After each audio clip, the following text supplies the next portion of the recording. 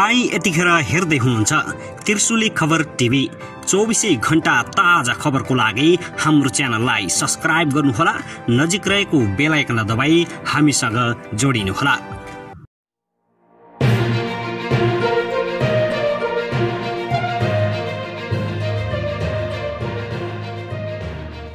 दर्शकबिन नमस्कार, तपाईहरुलाई स्वागत छ हाम्रो च्यानल त्रिशुली खबर टिभीमा। यदि हाम्रो च्यानललाई अहिलेसम्म सब्स्क्राइब गर्नु भएको छैन भने सब्स्क्राइब गरी नजिक रहेको बेल आइकन दबाई हामीसँग जोडिनुहोला।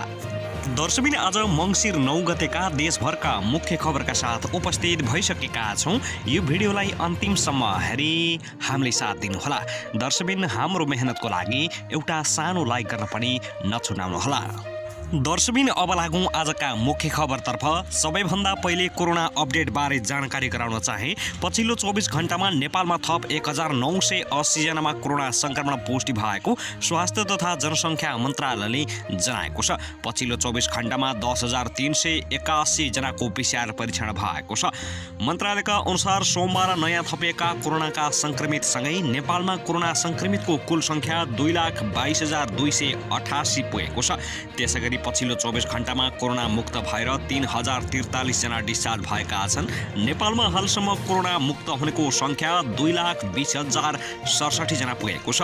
त्यस्तै देशभरि सक्रिय संक्रमितको संख्या भने हालसम्म 18,884 छ भने हालसम्म क्वारेन्टाइनमा रहनेको संख्या 629 जना रहेका छन्। मन्त्रालयका अनुसार हालसम्म PCR विधिबाट 16,70,456 जनाको PCR परीक्षण भएको छ।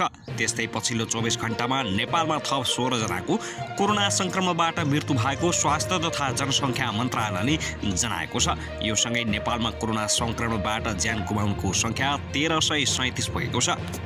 दर्शकबिन अब लागौं अर्को खबरतर्फ। अमेरिकी नागरिकहरूले कोभिड-19 विरुद्धको खोप पहिलो पटक डिसेम्बर महिनाको 11 तारिकसम्ममा पाउन सक्ने एक उच्च अधिकारीले बताएका छन्। अमेरिकाको कोभिड विरुद्धको खोप कार्यक्रमका प्रमुख डा मेन्सोक स्वालीले CNN-सँग उक्त कुरा बताएका हुन्। स्वालीले प्रयोगका लागि स्वीकृति पाएको 24 घण्टाभित्र खोप पुर्याउने योजना सुनाएका छन्। देशव्यापी रूपमा कोभिड-19 को संक्रमण बढिरहेका बेला उनले त्यस्तो बताएका हुन्। जेन्स हम्किन्स विश्वविद्यालयको तथ्याङ्क अनुसार अमेरिकामा 1,20,00,000 भन्दा धेरै मानिसमा भाइरसको संक्रमण पुष्टि भइसकेको छ। कम्तीमा 2,55,000 जनाको मृत्यु भएको छ। त्यसैगरी अमेरिकी कम्पनी फाइजर र त्यसको सहायक कम्पनी बायोएनटेकले अमेरिकामा आफ्नो खोप प्रयोगका लागि आकस्मिक अनुमति माग गर्दै शुक्रबार आवेदन दिएका थिए। 2 पटक लगाउनु पर्ने खोपको परीक्षण 95% प्रभावकारी देखिएको छ। परीक्षणका क्रममा मानिसको प्रतिरक्षा प्रणालीलाई कोभिड-19 को भाइरस विरुद्ध सक्रिय पार्न यो खोपमा उक्त भाइरसको आनुवंशिक संरचना RNA को अंश प्रयोग गरिएको थियो। खोप लिएपछि भाइरस विरुद्ध लड्न शरीरले एन्टिबडी बनाउने जनाएको छ। भाइरसले यो वर्षको अन्त्यसम्ममा उक्त खोप 5 करोड डोज उत्पादन गरिने जनाएको छ। दर्शकबिन अब लागौं अर्को खबरतर्फ। कक्षा 12 को परीक्षा आजदेखि सुरु हुने भएको छ। परीक्षामा झण्डै 4,32,000 परीक्षार्थीहरू सहभागी हुँदैछन्। देशभर 4,105 वटा परीक्षा केन्द्र तोकिएको छ। बिहान 8 बजेदेखि सुरु हुने भएको छ। परीक्षामा ढुक्क भएर सहभागी हुन सरकारले सम्बन्धित विद्यार्थीसँग आग्रह गरेको छ। शिक्षा विज्ञान तथा प्रविधि मन्त्री गिरिराज मोडी पोखरेलले परीक्षा केन्द्रमा सबै स्वास्थ्य मापदण्ड पालना हुने भएकाले ढुक्क हुन आग्रह गरेका हुन्। विद्यार्थी धेरै रहेको परीक्षा केन्द्रले स्वास्थ्य सुरक्षा मापदण्डमा पालना विशेष ध्यान दिन राष्ट्रिय परीक्षा बोर्डले निर्देशन दिएको छ। कोरोना संक्रमण भएका र परीक्षामा बस्न नसक्ने परीक्षार्थीहरूलाई अर्को परीक्षा सञ्चालन गरिनेछ। कोरोना संक्रमण पुष्टि भएर पनि परीक्षामा बस्न सक्ने विद्यार्थीका लागि भने छुट्टै स्थानको व्यवस्था गरिएको छ।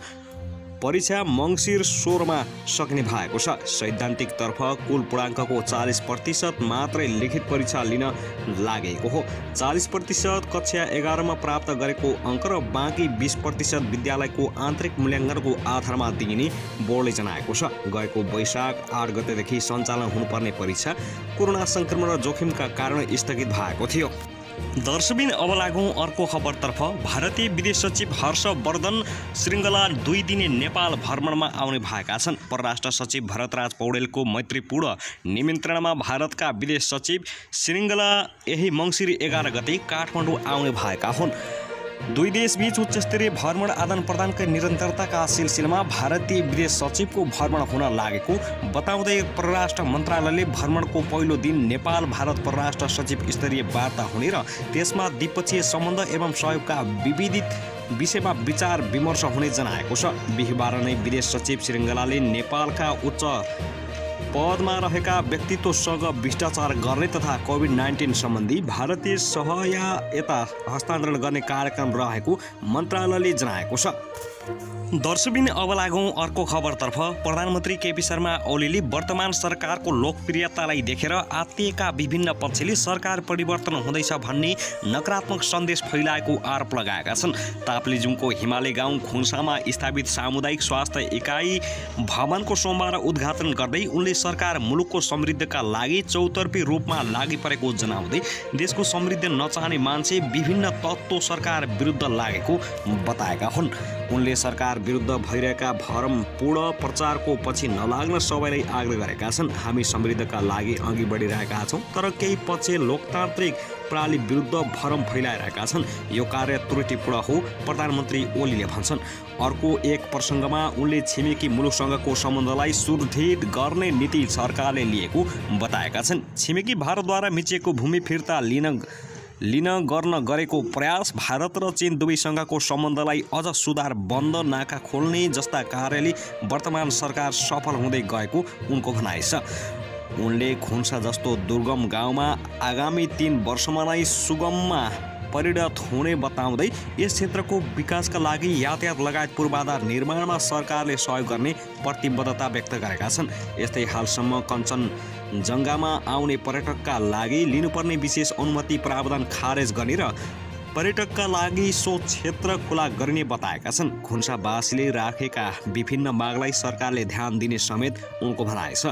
सो अवसरमा प्रधानमन्त्रीकी धर्मपत्नी राधिका साकेले खुन्सा आधारभूत विद्यालयका 10 विद्यार्थीलाई रु 5 लाखको छात्रवृत्ति दिने भएकी छिन्।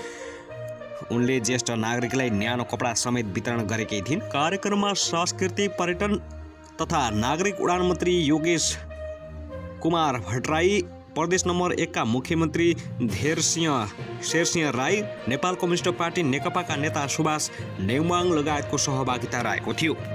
दर्शकबिन अब लागौँ अर्को खबरतर्फ। पूर्व प्रधानमन्त्री बाबुराम भट्टराईले प्रधानमन्त्री ओली प्रवृत्ति निकै घातक हुने बताएका छन्। उनले सोमबार बेलुका ट्विट गर्दै देशको मुख्य मुद्दा व्यक्ति ओली होइन, ओली प्रवृत्ति भएको उल्लेख गरेका छन्। सत्तारूढ नेकपाभित्र देखिएको चरम अन्तर्कलह र विवादप्रति जसपाका नेता समेत रहेका भट्टराईले प्रतिदिन जस्तो ट्विट गर्दै आएका छन्। सरकार भ्रष्ट भएको र पार्टीभित्र प्रधानमन्त्री ओलीकै कारण कलह सुरु भएको उनले बताइरहेका छन्। प्रधानमन्त्रीकै कारण देश बर्बादीमा जान थालेको उनको भनाइ छ। सोमबारको ट्विटमा पनि उनी प्रधानमन्त्री ओली विरुद्ध यसरी खनिएका छन्। त्यसैगरी सत्तारूढ नेपाल कम्युनिस्ट पार्टी नेकपा भित्रको आन्तरिक किचलुले पार्टी विभाजनको सङ्घारमा पुगेपछि प्रधानमन्त्री केपी शर्मा ओलीले प्रमुख प्रतिपक्षी दल नेपाली काङ्ग्रेससँग परामर्श थालेका छन्। पार्टीभित्रको विवादका क्रममा अध्यक्ष पुष्पकमल दाहाल प्रचण्ड र वरिष्ठ नेता माधव कुमार नेपाललाई गलाउने रणनीतिका साथ प्रधानमन्त्री ओलीले काङ्ग्रेसका सभापति शेरबहादुर देउवालाई सत्ता साझेदारीको प्रस्ताव गरेका हुन्। प्रधानमन्त्री ओलीले संवैधानिक नियुक्ति र समसामयिक विषयमा छलफल गरेको उनी निकट नेताहरूले बताएका छन्। तर प्रधानमन्त्री ओलीले नेकपा भित्रको विवादलाई लिएर काङ्ग्रेस सभापति देउवासँग सत्ता साझेदारीको प्रस्ताव गरेको स्रोतले बताएको छ। सभापति देउवासँग ओलीले नेकपा भित्रको विवादित बनिरहेको अमेरिकी परियोजना एमसीसी लगायतका विषयमा कुरा मिल्छ र पार्टीभित्रकी अल्पमतमा परिरहेको बेलामा संसदीय दलमा बहुमत पुर्याउन सजिलो हुने भएकाले सत्ता साझेदारी गरेर बढ्ने प्रस्ताव गरेको उनी निकट स्रोतले बताएको छ। प्रधानमन्त्री ओलीले देउवालाई बालुटार भेट्दा उप प्रधानमन्त्री ईश्वर पोखरेल, नेकपाका संसदीय दलका उपनेता सुभाष चन्द्र नेमाङ, परराष्ट्र मन्त्री प्रदीप कुमार गेवाली, स्वास्थ्य मन्त्री भानुभक्त ढकाल र काङ्ग्रेसका तर्फबाट नेता रमेश लेखक सहभागी रहेका थिए। यी नेताहरू सहमतिको छलफलमा संवैधानिक नियुक्तिको विषयमा मात्रै छलफल भएन, केही समय ओली देउवा 1-to-1 वार्ता समेत भएको बताएका छन्। त्यसै क्रममा ओलीले आफू समस्यामा परेको र पार्टी फुटको सङ्घारमा जान लागेको भन्दै देउवाको साथ खोजेका हुन्।